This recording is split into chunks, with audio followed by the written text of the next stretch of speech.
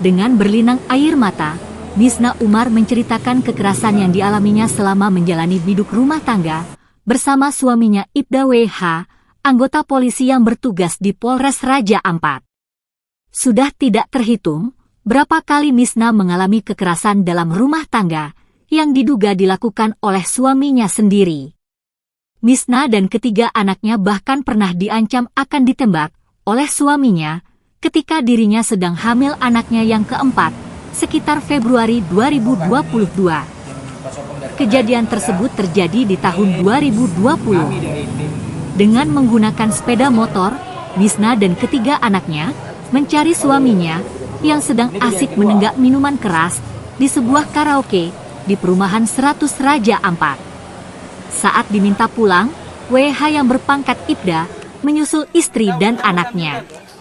Saat di depan rumah sakit Raja Ampat, WH kemudian mengeluarkan pistol, kemudian membuka jendela mobil dengan maksud hendak menembak istri dan ketiga anaknya. Kejadian di depan rumah sakit RSUD Raja Ampat. Saya lagi hamil anak keempatku yang saya bawa anak kedua dan anak ketiga. Anak perempuanku pada saat itu umur 11, kurang lebih 11 tahun, yang ketiga 8 tahun. Itu karena saya dapat dia di tempat hiburan malam Cafe 300. Perjalanan pulang itu ternyata saya pikir dia sudah pulang duluan pakai mobil. Ternyata dalam perjalanan itu dia sembunyi di gelap-gelap. Saya juga nggak perhatikan mobil itu, ternyata ada di gelap-gelap, ada lewat, lihat kita sudah lewat, dia ikuti. Kebetulan di depan rumah sakit itu kan teman yang temani saya ini kan rumahnya di situ, jadi saya mau kasih turun dia, antar dia pulang. Di situ sudah suamiku berhenti. Dia di seberang jalan, saya di seberang jalan pas depan rumah sakit. Di situ yang langsung dia buka kaca, dia kokang senjatanya itu.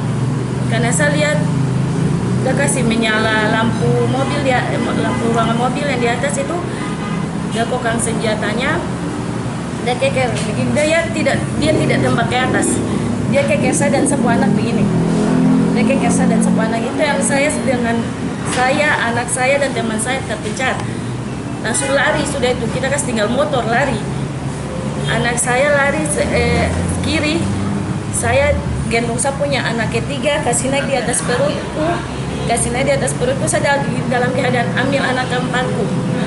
Dalam keadaan hamil saya angkat, itu saya sudah lepas sendal, langsung saya, anakku lari, tidak tahu keselnya sembunyi di mana itu, saya lari ke hutan-hutan sama anakku yang nomor 3 itu. Kita sembunyi di belakang kios kayu. Di bawahnya rawa-rawa. Di situ saya suruh semua anak diam. Diam. Karena suami kita lihat dari tempat persembunyiannya kita itu di bawah kios. Suami saya tuh dia ambil motor saya karena saya lupa memang cabut kunci motor kan, kita langsung lari. Dia pakai motorku masuk keliling cari saya. Saya lihat dia menuju ke arah kios itu, saya sudah ini mungkin sudah dapat kita sudah ini ditembak karena dia masih pegang itu senjata, pegang senjata. Nah, kita sembunyi di bawah kios itu, yang saya telepon tapi bisik-bisik, saya telepon lettingnya nama Pak Farid. Pak Farid, tolong ke rumah sakit ini, Mas Wawan sudah lepas tembakan. Pak Farid waktu itu jawab, macam tunggu situ, saya ke situ sekarang. Syukur itu yang pas Wawan di depan kios yang saya sembunyi, dia tidak lihat saya. Pak Farid datang untuk membujuk Wawan lepas senjatanya itu.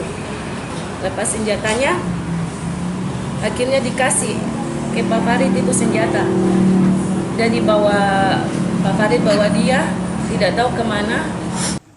Kini kasus kekerasan dalam rumah tangga yang dialami Misna sudah ditangani dilaporkan ke Polres Raja Ampat sejak Maret 2023, namun hingga kini kasus tersebut terkesan berjalan di tempat.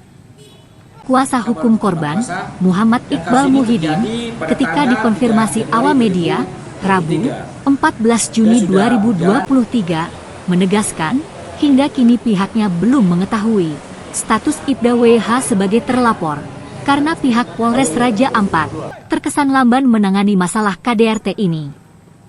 Pihak keluarga korban Misna mengharapkan terduga pelaku KDRT, Ibda WH, diberhentikan dari keanggotaannya sebagai anggota polisi, karena kekerasan yang dilakukan terhadap istrinya sudah terjadi berkali-kali sejak menikah di tahun 2006.